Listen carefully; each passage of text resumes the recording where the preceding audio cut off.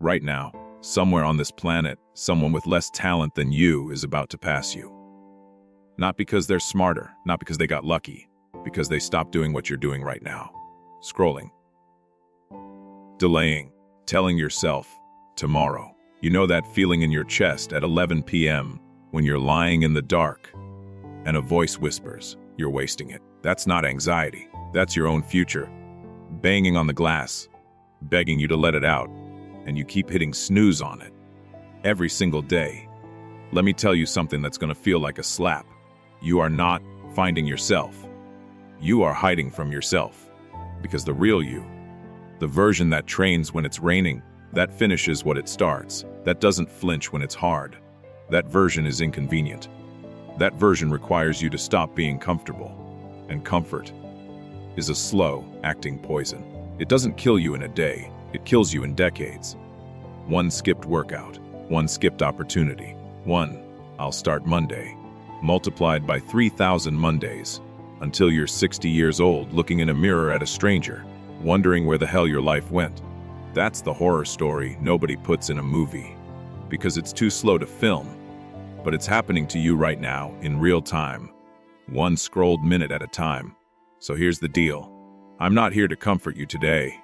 I'm here to wake you the hell up, because somewhere out there right now, there's a version of you, 5 years from now, who is either going to thank you or hate you for what you do in the next 30 minutes. Let's talk about the excuse machine in your head. It's brilliant. It's been trained by years of practice. It knows exactly what to say to keep you safe as small as and stagnant. I don't have time. Lie. You have the same 24 hours as every person who ever built an empire from nothing. I'm too tired. You're not tired. You're understimulated by anything meaningful and drained by everything meaningless. I'll do it when I feel ready. You will never feel ready. Readiness is a myth invented by people who never did anything great. Every operator who ever changed their life started before they felt ready. They just moved, shaking, unsure, but. And that's the difference between you and them. Not talent, not luck, motion. Now let's go deeper, because this is where it gets uncomfortable. You've built an identity around your excuses. You wear them like armor. I'm just not a disciplined person. I've always been like this. That's just who I am. Stop. That's not who you are. That's who you've been choosing to be. Every single day, one micro decision at a time. And here's the part that should genuinely disturb you. Your brain doesn't care about your dreams. It cares about survival. It's wired for one job: keep you alive, keep you comfortable, keep you exactly where you are. It will sabotage your goals quietly, systematically. Because change equals risk, and risk equals danger to a brain built for caves and predators, not spreadsheets and gyms. So when you feel that resistance, that heavy, sludgy, I don't want to, feeling right before you're supposed to do the hard thing, that's not weakness. That's your ancient brain trying to protect you from a threat that doesn't exist anymore. The tiger is gone, but your brain still screams like it's in the room. And most people obey that scream for their entire lives. They call it being realistic. It's not realistic. It's surrender wearing a disguise. Let me paint you a picture.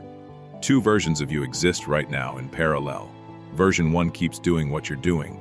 Same routine, same comfort, same someday. Fast forward 5 years, same job, same body, same bank account, maybe worse. Same regrets stacked higher, heavier, until they're crushing your chest every time you think about what you could have built. Version 2, the one you could become in the next 90 seconds if you actually decide, starts today. Not tomorrow. Today. 5 years from now, that version is unrecognizable. Different body, different mindset, different orbit of people, walking into rooms with a presence that used to intimidate them. Same starting point, completely different trajectory.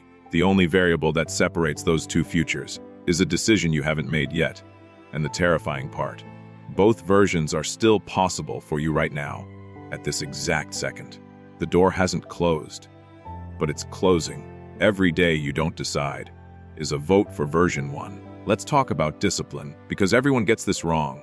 Discipline is not punishment. Discipline is not some drill sergeant screaming in your face. Discipline is self-respect in action.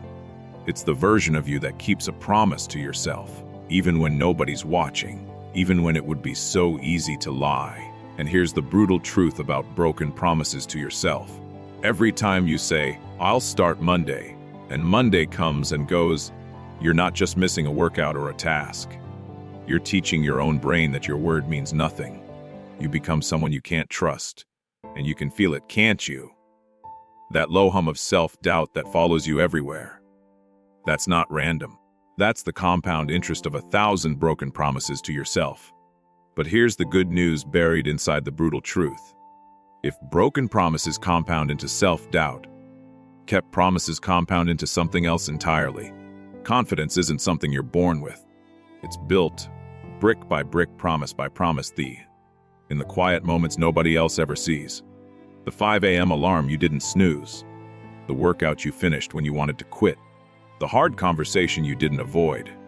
Each one is a deposit into an account most people never even open. And one day, you wake up and realize you're someone who does what they say they'll do. That person is terrifying to compete against. That person doesn't need motivation because motivation is unreliable. It comes and goes like weather. That person runs on identity. I am someone who finishes what I start. Not, I feel like finishing today. Identity beats motivation every single time because identity doesn't ask how you feel. So how do you build that identity when you feel like you're starting from zero? You don't wait for the big moment. You don't wait for New Year's. You don't wait for Monday. You pick one small, brutal, non-negotiable action, and you do it today, in the next 10 minutes. Not because it will change your life instantly, but because it proves something to the only person whose opinion actually matters long-term. You.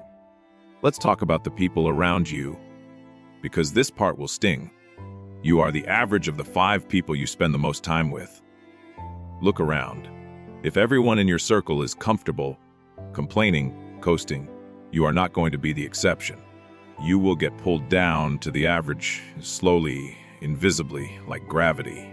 This doesn't mean you cut everyone off today. It means you get honest who around you celebrates your growth on and who quietly resents it, who pushes you to be more, and who needs you to stay the same so they feel better about staying the same themselves. That question is uncomfortable.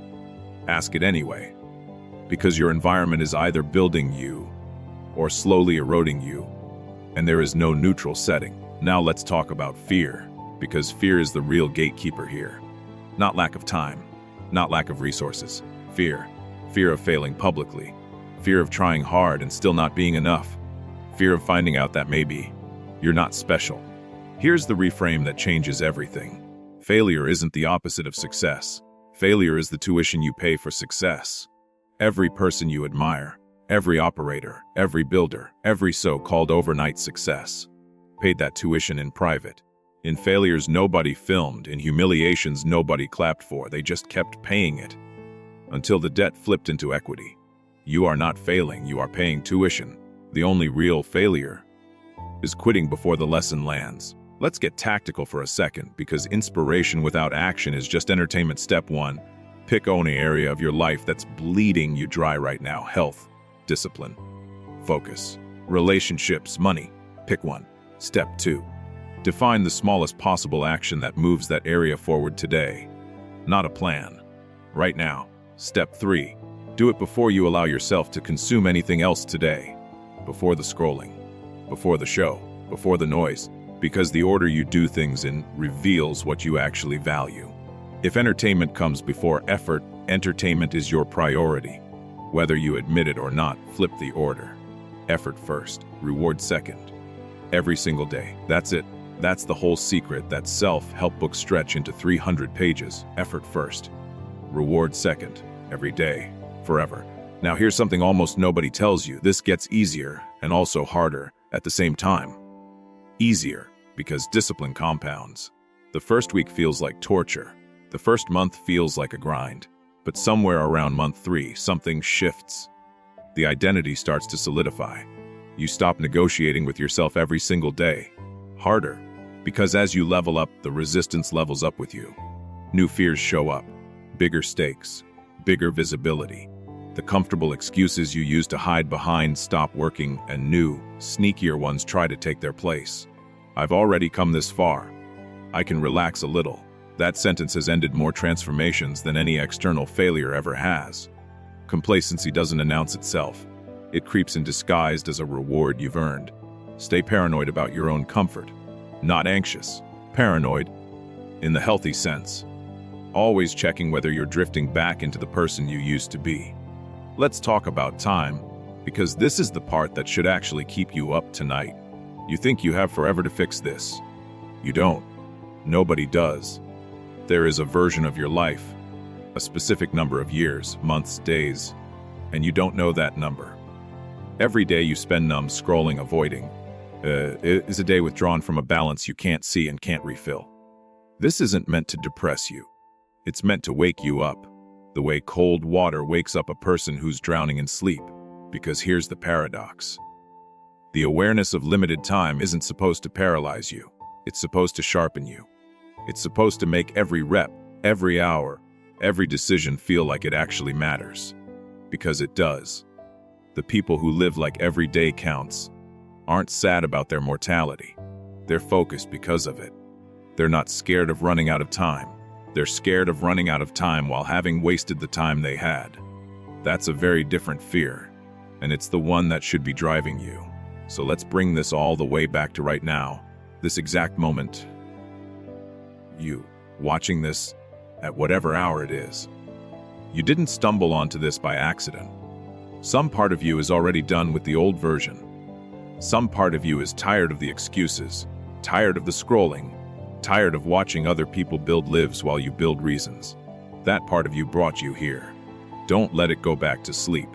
The next 30 minutes after this video ends will decide more than the last 30 days did. Not because of magic, because of momentum. Because the first action after a wake-up call is the one that either seals the decision or lets the old identity crawl back in and reclaim the throne. So here's your assignment. Not tomorrow, not when you feel ready. The second this ends. Stand up. Do the one thing you've been avoiding. The workout, the message, the application, the apology, the hard conversation, the first page, the first rep, the first dollar saved, one action right now. Because 5 years from now, there will be two versions of you looking back at this exact moment.